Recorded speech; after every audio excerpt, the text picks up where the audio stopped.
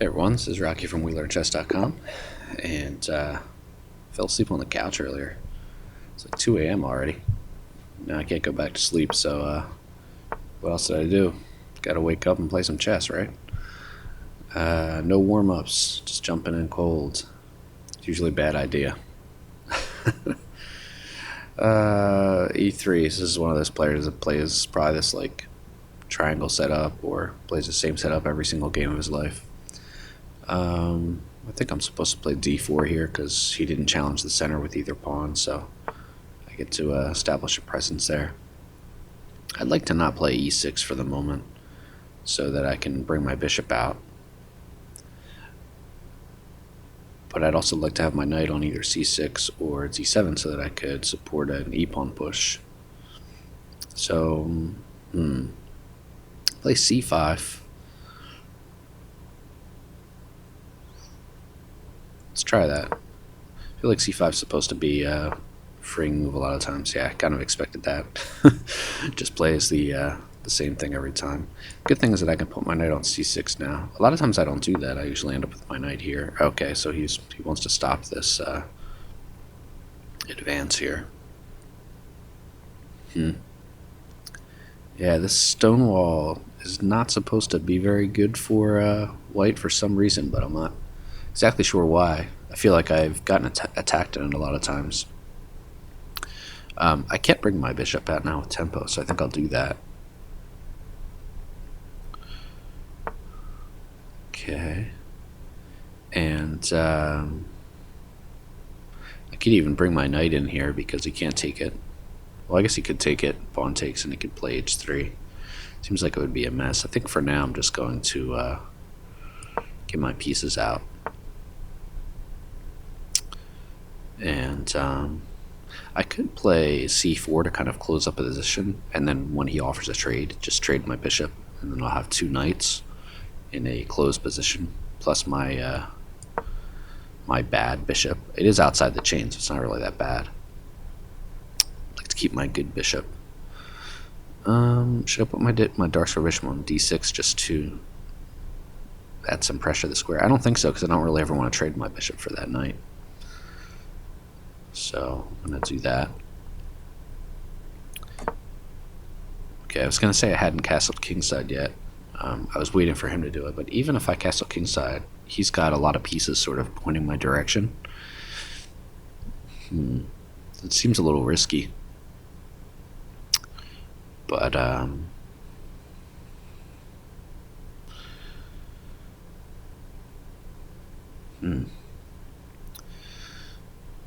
should I try for like b5, b4, and then minority attack? I feel like I probably will have to do that. Do I have to play the a pawn first? Because he might want to try to play. I think I have to play the b pawn first so that it's hard for him to play the a pawn. Okay, he plays this move immediately.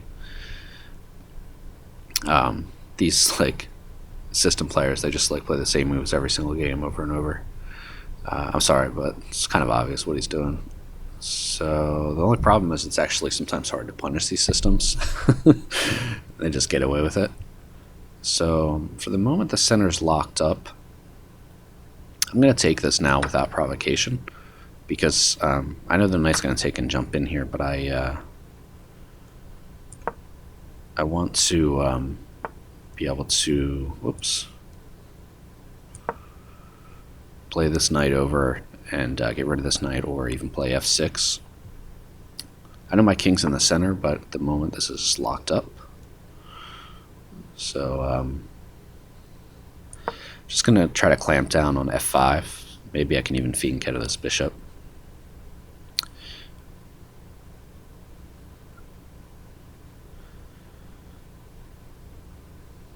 So my pawn chain is pointing towards the queen side, so I'd like to play over here.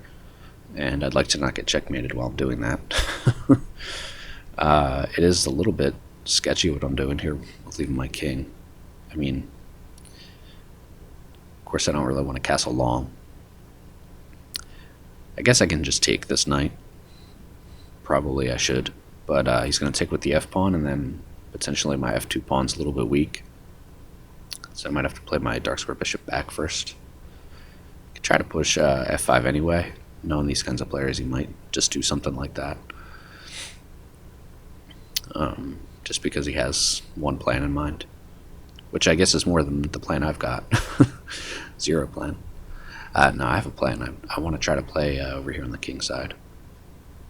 And I want to try to keep the position closed if I can, for as long as I can. I mean, eventually the positions tend to open up, so... I don't know if I want to jump my knight into e4 right away, because he starts taking things and then starts to open up. Although getting rid of one of his bishops would be nice. So if f5, can I take with the g pawn? His queen comes in. I could actually castle long. No, I couldn't because this pawn is weak. So would I have to take with the e pawn? I might have to take with the e pawn there, considering that his queen's already on the g file. That makes my d5 pawn backward. I don't really like the picture of that. So I have knight h5 at some point to hit the queen, and potentially rerouting it back to f5. It's a little bit vulnerable on that side of the board. If I did that, I'd almost expect him to start pushing his kingside pawns. I'm not really equipped to play on the king side at the moment, just because not only is my pawn chain going over towards the king side, but also my pieces. Probably should have got rid of this knight. So, I mean, I understand he's calculating something here, or trying to look for some kind of forcing play, which makes sense. If he just brings his dark square bishop out to d2, which is not really what I expect, but if he does something like that, or if I should chop that knight. Knight takes e5, f takes e5, hitting my knight, and I guess I can play knight to h5. Okay. So I didn't really expect that. Should I take it and open the b file for my heavy pieces? Takes. Or should I push b4?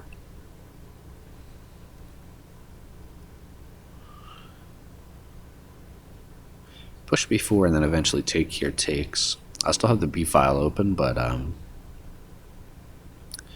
yeah, I don't think I want to let his bishop on this diagonal. So do that. I don't want to totally close this side of the board up, though.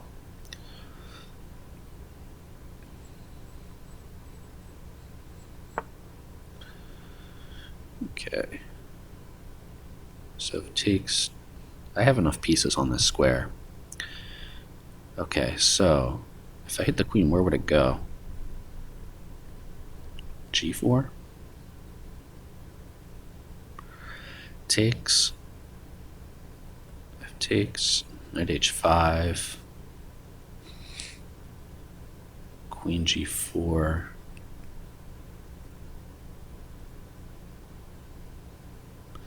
yeah, I want to get rid of this knight. I still have a piece on this square to take back if needed, although I don't really want to give up my dark square bishop. Queen here, obviously, to hit f2 was I thinking.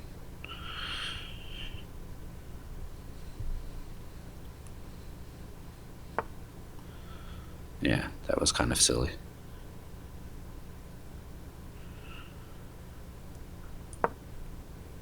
I know this looks really sketchy, leaving my king on the board. I expect like g4, just lashing out.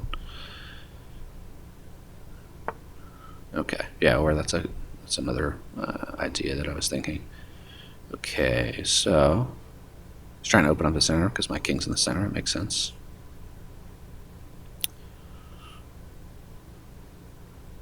I think I should get this knight back into play. So if takes, takes, and he tries to push, I'll be able to take with the knight. It's going to be hitting my rook, though. That was a bad move. That was a bad move. All right.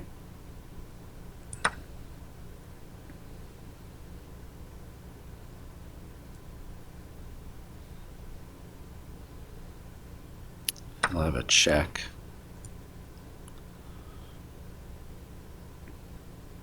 Man, that was a losing move. Damn.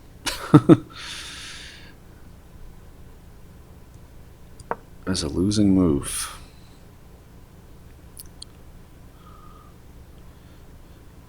Yeah, the Stonewall is really hard to figure out. I mean, I think my ideas were good, but leaving the king was risky, so I had to play really perfectly. Wow. Okay. I mean, I expected him to check or something. Okay, so if I play the knight here now, then he can immediately push. So should I close this up and give my sort of a king a safe haven over here? So I want to keep opening up for his bishops.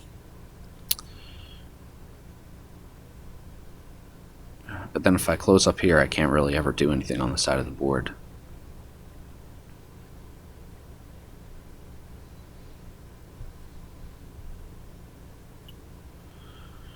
Okay. Probably I have to get my queen onto the light squares.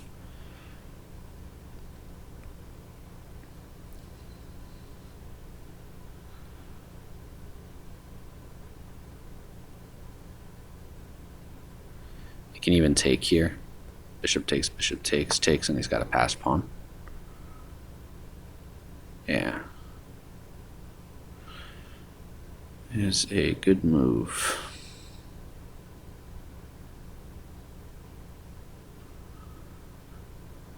Yeah, this knight maneuver was the losing idea. I'm just going to resign this.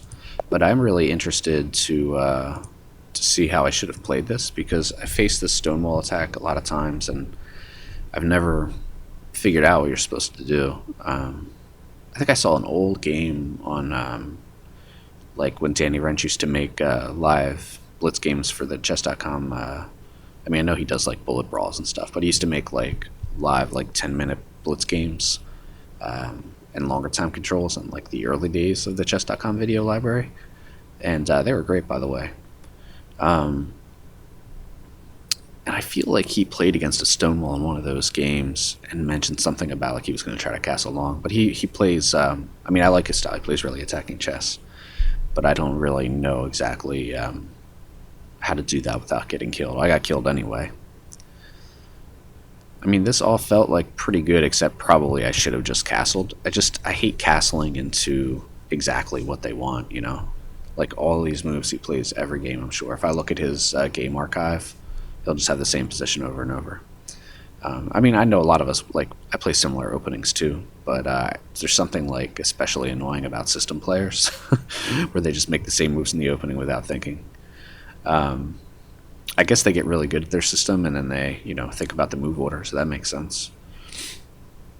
But, yeah, this idea of my pawn shading porting to this king side, turns the queen side and playing there makes sense, but I probably just had to bite the bullet and castle and try to defend that. Or perhaps I shouldn't have moved my queenside pawn so much to begin with and just castled long. Like maybe that was the idea, instead of going for like a quick c5. He hadn't played f4 at that point though yet. So I don't really feel like that was my mistake.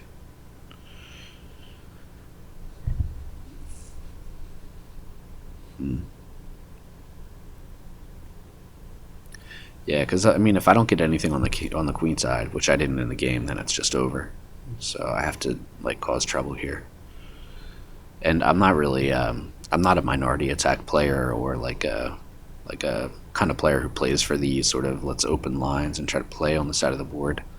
But I think it made sense here. I mean, I say that because I don't ever play t4 and play for like, well, this isn't a minority attack, but I mean, you know what I mean. I don't play for those kind of plans very often, so I'm not quite good at them. But yeah, maybe I should have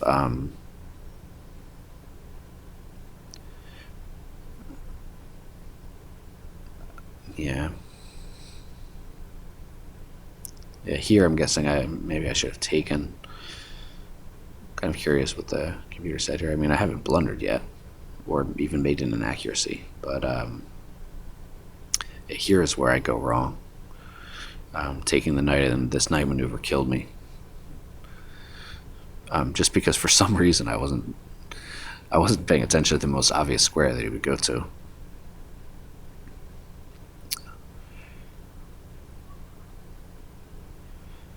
I mean, the other thing I could have done was flank out of the bishop here because the queen has got f7. So that would have been a more obvious way to defend this. Playing the rook over was really unnatural, obviously. But I was thinking the center is still pretty closed. I can probably keep it closed. But yeah, this the e4 is thematic. E4 push to open up the center. And then this was just like really dumb. I was really dumb. I mean, he could have played this move immediately. That he had that move immediately because I can't defend the knight and also defend f7. So I should have moved the bishop over, and the knight shouldn't have been on the rim there. So yeah, that whole plan there was an unfortunate way. I mean, he's hitting the rook here. After rook t8, I expected checks and make me block, and maybe it was correct not to do that and just come back out here and keep the pressure on f7, because maybe he saw now what his next move was going to be, and not even know if there's really a good way for me to defend it. Maybe I should have played knight e6 so that after d5 I could have gone somewhere else with the knight. I'm not even sure where that would be. Yeah, this was terrible. But I'm curious to see right in the opening here, so let's see.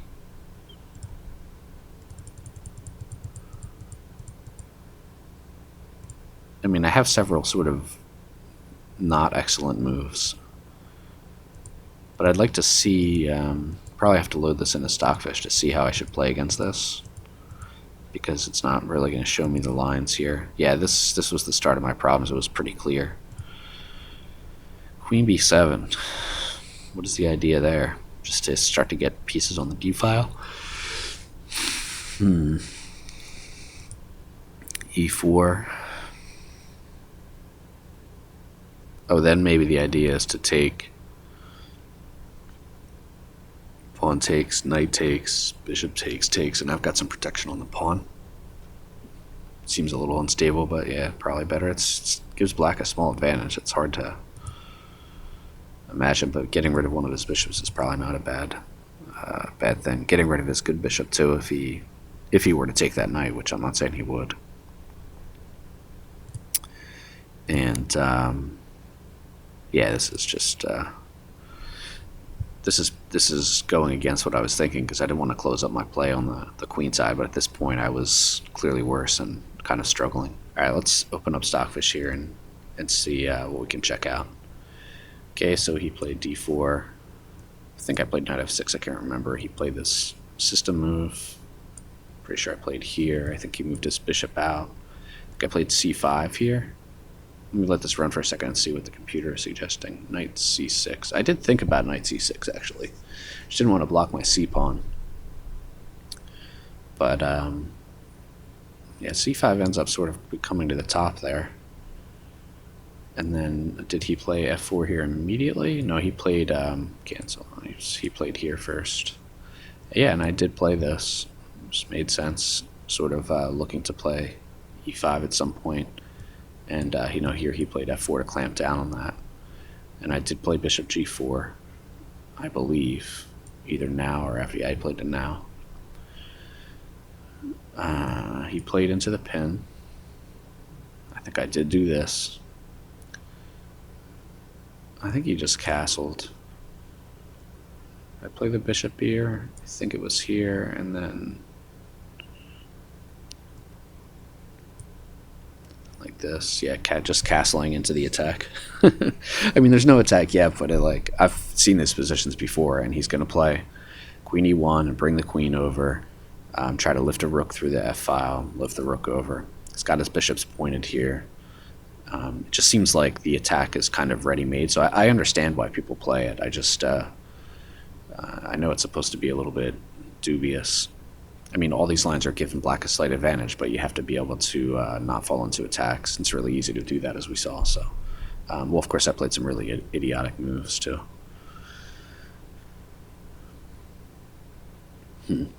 Okay, so just castling, but let's see. Let's see how I would defend this. So queen e1, so not even wasting a move with h3. Because the thing with h3 is a lot of these players would like to lift their rook over to the g or the h file, so sometimes the h3 pawn gets in the way. I think I took this voluntarily, which is kind of a problem. He could have taken that way, but he took with the knight. I think I played this at some point.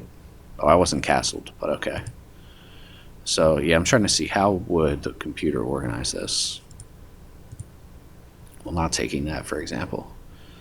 Okay. Bishop to f5.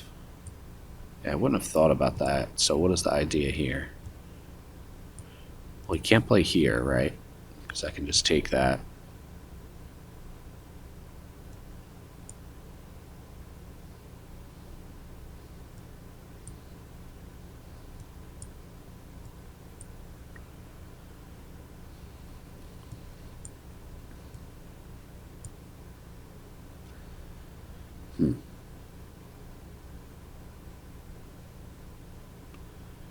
So what is the issue here?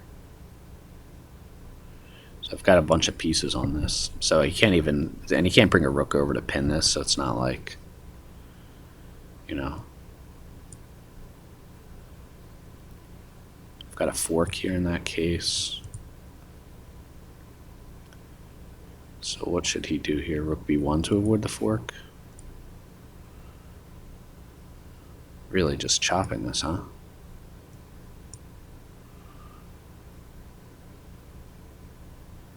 So e8 hitting the queen. Bringing a piece out. Centralizing the queen. Also hitting this a pawn. Protecting the pawn and keeping the pawns on light squares to complement the bishop, although I've got a nice presence of the dark squares. Bishop to d4, that's interesting. You can't just pin me, huh?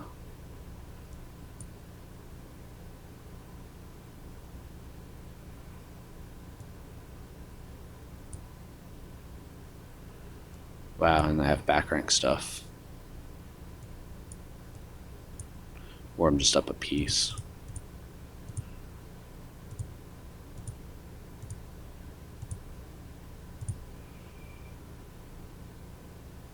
Also, pinning is useful, but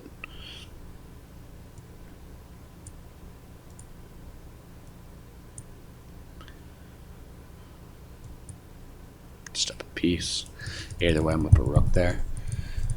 I mean, of course, it doesn't have to go that way. I'm just so I guess the whole idea is that he can't play e4 there, even though it kind of felt like he might be able to.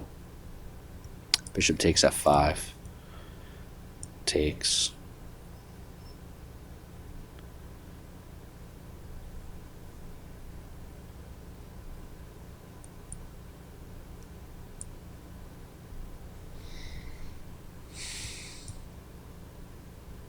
I mean, I don't think most players are going to play the knight over here, but maybe seeing that he can get into a central square makes sense. Yeah, I mean, this is a little more even, and I'm not getting attacked. I mean, I guess I should just castle. I just... I didn't want to castle into attack, and in the end, I had my king in the center, easily attacked, and probably even more easily attacked. So, yeah, that was kind of a silly way to play. But okay, and that was kind of interesting to look at. I'm just going to close that out and see if I can get another game here.